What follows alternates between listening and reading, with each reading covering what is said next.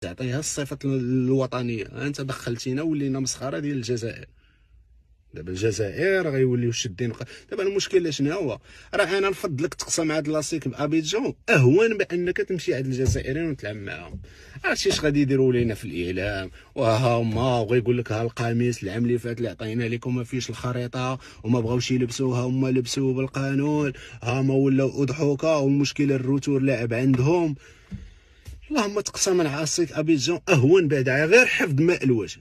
هو راه لبستي توني بدون خريطه كارثه، وغير حفظ ماء الوجه على الاقل بعدا تقسم غتواجه معاهم على الاقل بعدا انا اهون.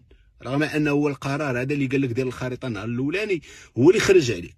انت دابا حشرتي لنا البلاد، ضحكتي فينا العديان، انت بسببك انت وهذيك النهضه ديالك والطباله ديالك، وما مدورش بك الناس ديال القانون، حيت كون جيتي كدورتي بك الناس كيفهموا شويه. انت براسك الماده 4 نهار جا بوريطه وجا ايفانتينو قبل ما يطلع متسبي رئيس ديال الكاف، قلت نديروا التعديل ديال الماده 4 في القانون الاتحاد الافريقي باش ما يتسللش لينا دوله بوليزاريو تقول لنا غادي ندير لكم ندير دوله وندخل معاكم انا في النشاط الرياضي ونبدا نمارس مع الكره، وانت حاضر لهذا الشيء.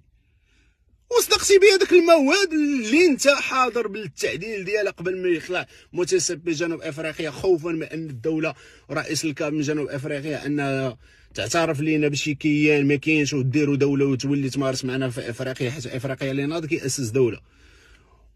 وانت براسك عارف هذا الشيء، علاش باغي تدخل لينا خريطه وتساومنا في الوطنيه ودير لينا هذا المشكل ونوليو حنا اضحوك ونوليو ماده للسخريه؟ علاش؟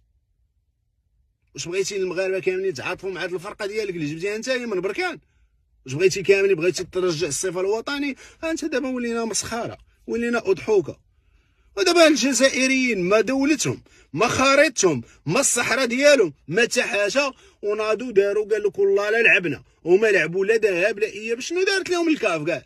حكمت عليهم خساره. مع العلم ان اتحاد